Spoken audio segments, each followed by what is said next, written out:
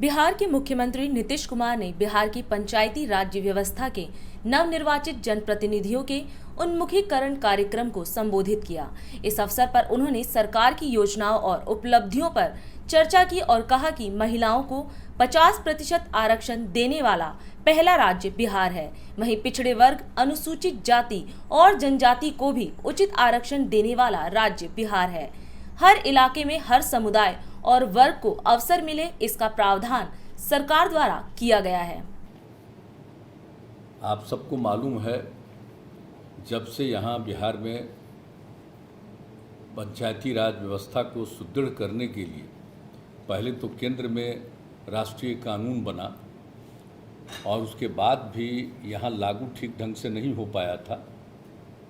लेकिन जब हम लोगों को काम करने का मौका आप सब लोगों ने दिया है, तो हम लोगों ने पहला काम 2005 के अंत में ही इन सब चीज़ों पर बातचीत करके और इन सब चीज़ों के बारे में सोचा और उसके लिए कानून भी बनाया। 2006 में चुनाव था और उस चुनाव के सिलसिले में ही सब कुछ हम लोगों ने अपना निर्णय किया था, ये आप सब लोगों को मालूम है। और जो राष्ट्रीय इसमें कानून बना था, प्रावधान था, उसमें किया गया था कि पंचायती राज संस्थाओं में, इन सभी संस्थाओं में, चाहे जिला स्तर पर हो, 3 स्तर पर वो उसका प्रावधान जो है, उस सभी तीनों स्तर पर जो सब कुछ प्रावधान था उसमें ये किया गया था कि कम से कम लगभग 1/3 महिलाओं के लिए भी इसमें आरक्षण होगा।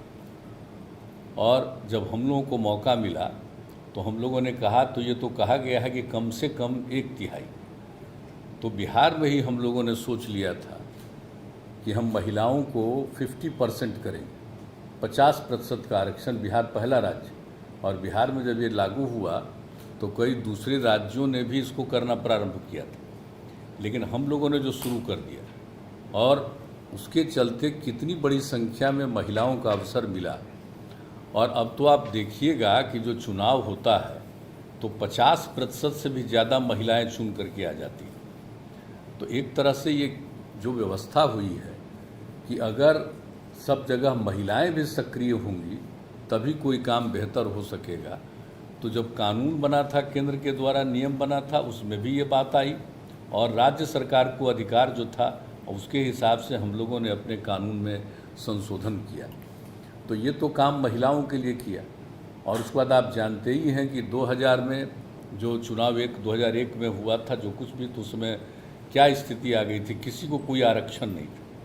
तो इन सब चीज़ों को देखते हुए ही हम लोगों ने जो प्रावधान किया और उसमें यही कर दिया कि पिछड़े वर्ग की जगह पर पिछड़े वर्ग को अति पिछड़ा वर्ग के रूप में और उनको 20% का आरक्षण, और फिर अनुसूचित जाति और अनुसूचित जनजाति को क्रमशः 12% और 1% का, 16% और 1% का आरक्षण हम लोगों ने ये प्रावधान कर दिया।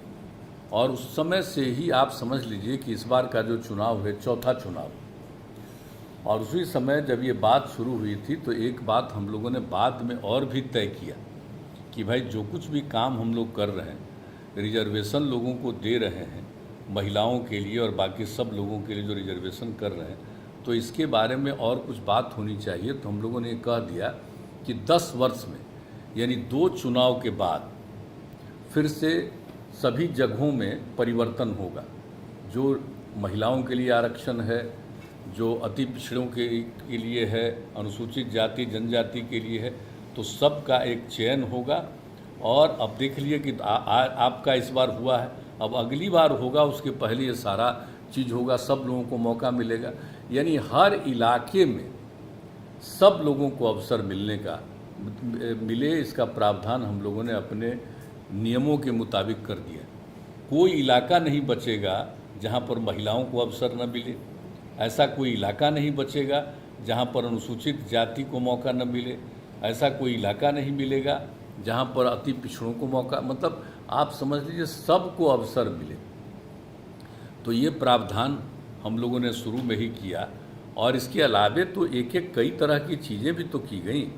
और जो पहला बार उस समय हुआ था हम लोगों का, तो 14वां जो वित्त आयोग था, उस वित्त आयोग में जो केंद्र से पैसा आया तो सिर्फ पंचायती जगह पर, मतलब पंचायत के स्तर पर ही मिला। बाकी मिला नहीं दोनों। तो इसके लिए हम लोग निरंतर करते रहे प्रयास कि साहब ये तो होना चाहिए, जिला स्तर पर भी मिलना चाहिए, प्रखंड के स्तर पर भी मिलना चाहिए, इस सिर्फ पंचायत के स्तर पर मिल रहा है तो ये तो प्रावधान होना चाहिए। हम लोग काफ़ी करते रहे और उसके बाद जब 15वां आयोग बना तो उसमें भी हम लोगों ने इस बात को प्लीड किया राज्य सरकार की तरफ से पूरे तौर पर। और उसके बाद अपना जो 15वां आयोग बना तो उसने प्रावधान कर दिया। अब तो तीनों को प्रावधान केंद्र की तरफ से जो भी आवंटन होता है उसमें ये प्रावधान भी किया गया। तो हर तरह से जो कुछ भी हम लोगों से संभव था हम लोगों ने सब लोगों के लिए तो ये सब सारी व्यवस्थाएं करने की कोशिश की है। और आप जानते ही हैं कि हम लोग तो हर तरह से लोगों के लिए कुछ न कुछ लोगों को मिल जाए, हर महीने के हिसाब से कुछ मिले सब लोगों को, जितने लोग भी इलेक्ट होते हैं उनको। और अगर किन्हीं का किसी कारण उनके दौर कार्यकाल में अगर किसी कारण से निधन हो गया तो फिर उनके परिवार को भी हम लोगों की तरफ से 5 लाख रुपया उनके मृत्यु होने पर आश्रित देने के लिए।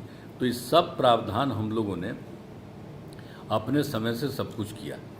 22 वर्षों से प्रकाशित मदर इंडिया पत्रिका पढ़ते रहे देश दुनिया की खबरों के लिए।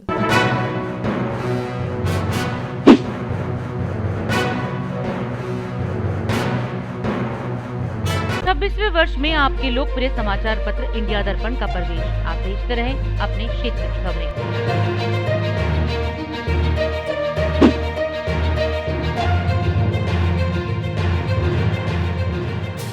और अधिक खबरों के लिए आप हमारे YouTube चैनल दैनिक इंडिया दर्पण को अभी सब्सक्राइब करें और नोटिफिकेशन के लिए बेल आइकन को प्रेस करना ना भूलें।